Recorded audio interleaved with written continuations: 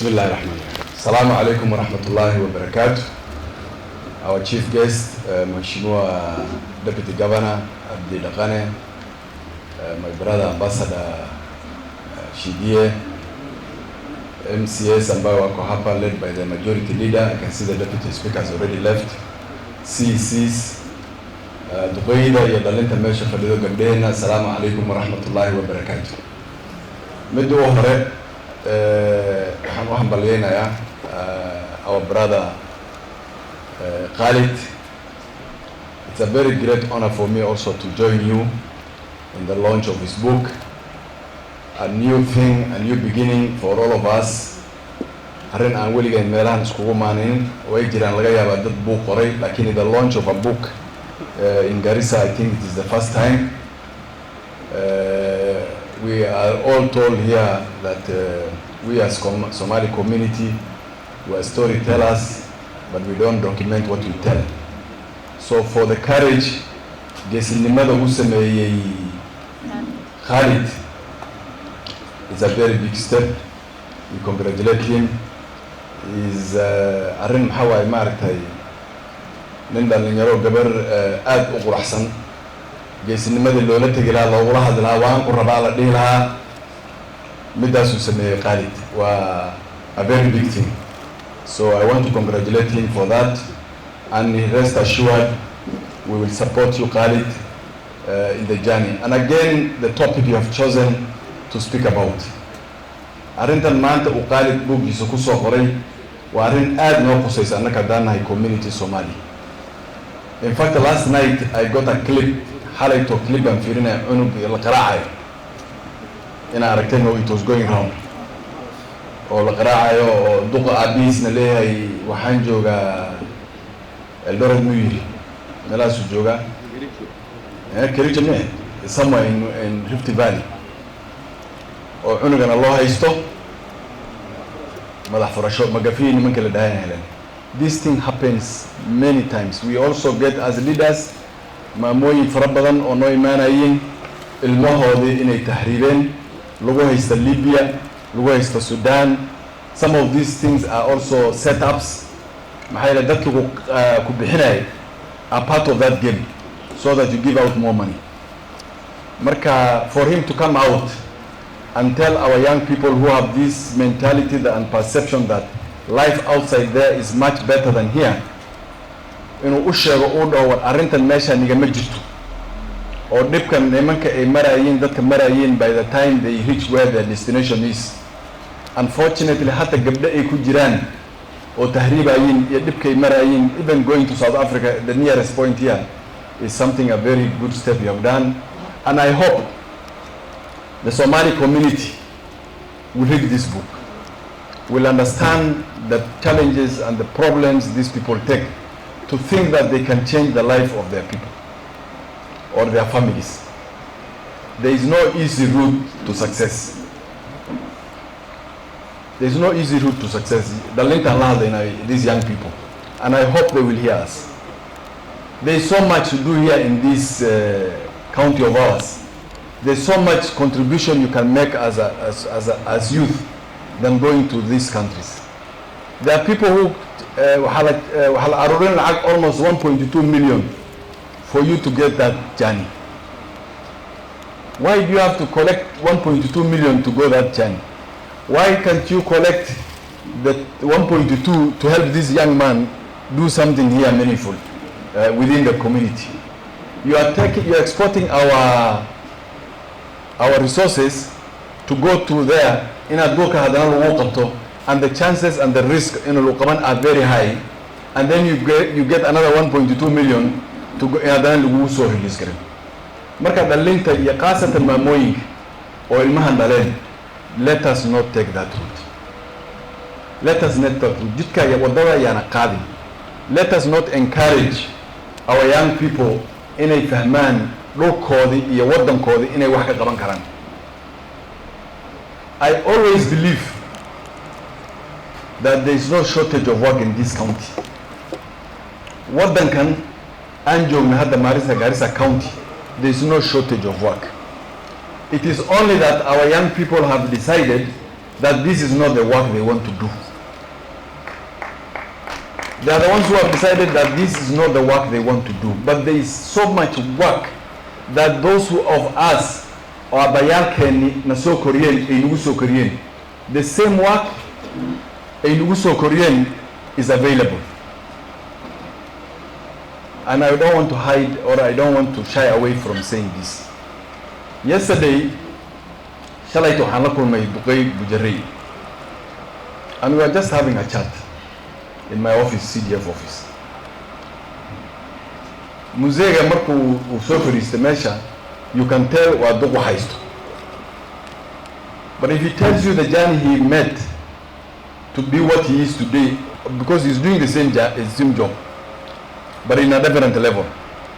Shaqada ayada u bilaabay 1990 wuxuu ka bilaabay inuu mkokotoni wado salaad uu ku kala meesha kijinjiyoga hilibka la qalay inuu soo qaado uu ku qaybiyo magaalada Garissa. Wuxuu yiri, I graduated from there. I never asked him this story, by the way.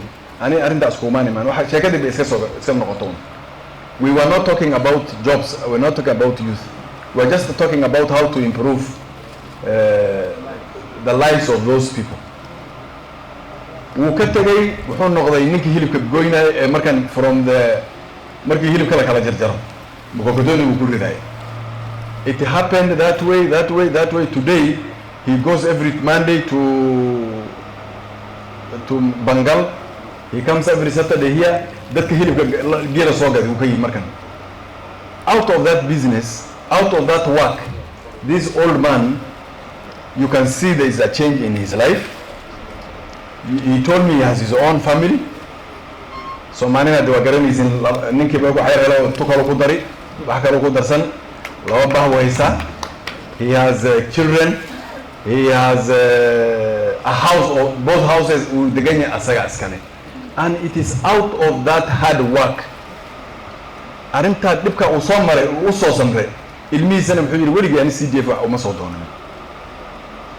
Because I mentioned to him that we can help them through CDF schools. And he will give a CDF or ilma igama bixin uma soo doonan. But out of that hard work, that old man has achieved what you are going to look for.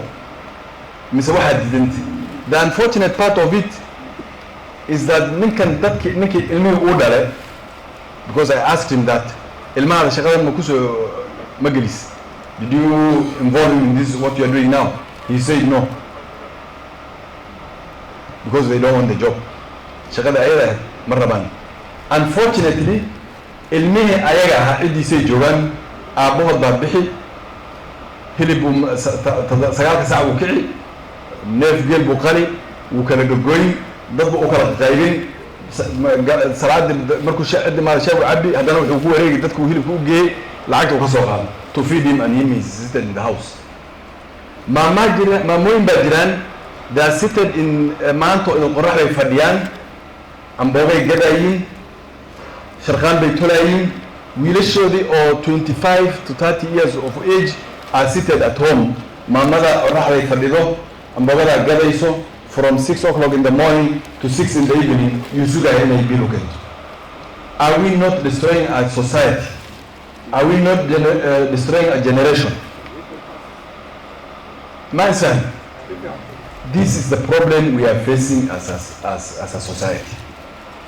Hotelajira, hadda maanta hotelkan aan fadhin 90% non Somalis ka shaqeeyaan. 90% of the staff. I hope the manager will attest, because I've also a hotel bankaba. 90% of my hotel waxa ka shaqeeyaan non Somalis. Ninka Soomaaliga wuxuu rabaa, the best we can do is to go and take lacagta la aruurin buu rabaa cashier. This is very unfortunate, gentlemen. Waa arrin la rabo in laga tashado reer Garissa dhan. Dad baa nooga imaanaya u arkaan meeshan u soo tahriibi, although they are not lama dhibo. Way soo tahriibayaan from Ukambani, from Western, from Nyanza, inay inta u soo tahriibaan ya inta u maadan. There's so much offered in our technical schools, technical bajira, but no one is going there.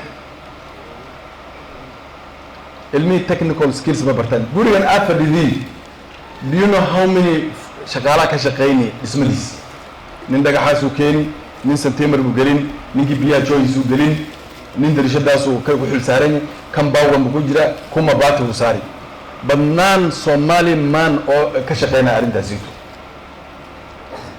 waana arkaysin dhismada gaaris ka socota maanta annaga waxaan soo gaarnay duqeey rangiga marin jireen guryahan what is so difficult in painting a house Mason, what is so difficult in painting houses in a painting situation like this, in a house like this? It is so simple. But that can marraban in a shaqada bartan. Makanikayalka magaalada leeyto maanta waa garanaysi. Yeeyi. Waa not our people. Ninba inta ka tagi Europe waadi wuxuu haaqi floor guryu dhaqi duqayaal oo maarta uu xilsaaran yahay but what does he earn? He earns maybe $3,000 but how much does he pay back to America? Markuu u badan yahay $100 soo diray meeshan 300,000 waa $3,000 waa 300,000 Kenya shillings at minimum but markuu u badato muxuu soo diraa $200 he can make 20,000 here but he works in a shorter time. Marka waxaan rabnaa ummadda Soomaalida wadankan degan qaasatan maamooyinka meesha fadhiyaan inay wiilashooda kala xishoonin. There is no sense adiga maamada ahayd inaad fadhido orax aan your son aad kala xishoonayso inuu u shaqada qabto mise inuu guri dhiso mise inuu jikooni ka shaqeeyo. I have been to Hargeysa and I have been to Somalia. Hargeysa haddaad tagto those of us who work in the UN world will tell you dadka guri hoteelaha ka shaqeeyaan 100% waa Soomaali waa reer Hargeysa 100% nin madow meesha kuma arkin dadka guryaha dhisi waa Soomaali. Why can it be not the case here? Marka waxaan naga codsanayaa Soomaaliyey we have so much here. We are exporting our money out of Garissa. Can we sit down? Water engineer information ufadin laha will tell you that there are no Somali water plumbers. Maalin walbana guriga biyo la gelin, maalin walbana guriga la dhisi oo pipe la gelin, but we have nothing. Marka inaan ka faa'iideysano wadankeena dhaqaalihiisa aan ku dhaxdhisano laqabtan dadkan kala asinaysiin it crosses the bridge. Dhaqankeenana waa halaabay because we have so much population kalena soo dhaxgalay waana nalaga badin doona siyaasigan hadda ku murmaysin in few years awaq iyo awliyan aslileeyay meesha waxay waan la qaadan doona. There is nothing we will talk about in the next few years. So can we bring our young people to work here? Can we force our young people to inay ka shaqeeyaan hoteelaha? You know hata gabdhaha guriga maxay ka kariyaan soo raashin cunto kama kariyaan gabdhaha soo raashin ma kariyaan gabdhow hata tan aan gurigeeda ahayn soo guriga hooyadeed aabeed shaah kama kariso maxay ku dhacday in hotelka karin garin shaah the same tea why can't she make it in a hotel and earn 25,000 shillings tea sanadiyay bogtay tea from 4 bogtoo dhacday why can't she make food in the hotels? Mason marka waxaan rabnaa intiina meesha fadhidiin horta madax baa tiin in whichever way dhalin baa tiin madax baa tiin duqey baa tiin everybody is a leader in his own right. Can we talk to our people to take the challenge and work within us so that we don't have this kind of very sad stories being said every now and then? Will Somalia lagu qaraacaya meel friend will baa kan laga helay kuwa la dilo kilila kuwa rasaas ku dhacday very sad situations.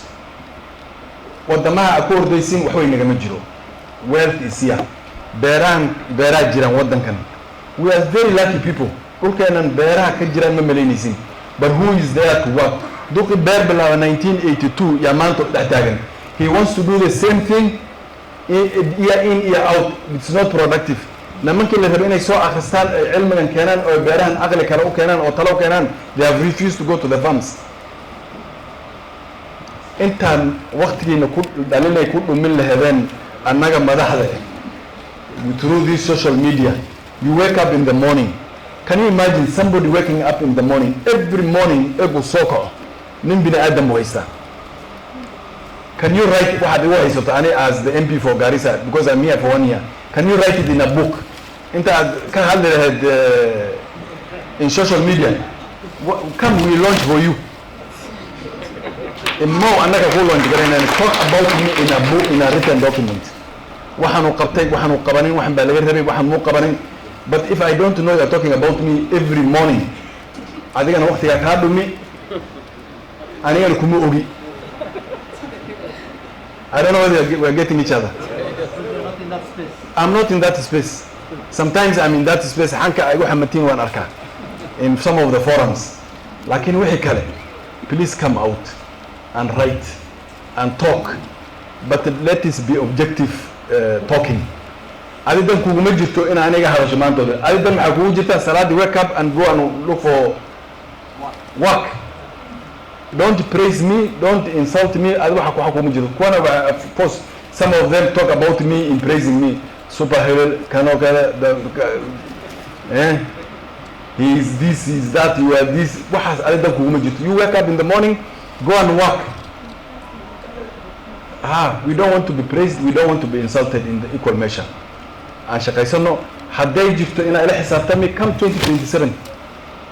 After Luki and you will not hear me in that forum talking about you. Had that if so I expect everybody, young man, can you think about how you are going to change your life yourself? Not about Garissa or anything. Work on yours first and come out. Khalid has shown us a way. He has taken another industry. He has taken, if Khalid was not serious with this book, it will not have happened. If he was in those forums, at the forum, or the leadership and what we have not done, he will not have written this book. He must have spent his time and energy in trying to think about this book. You're not telling a story is not an easy thing, because this is fiction. From one chapter to another, it is not easy.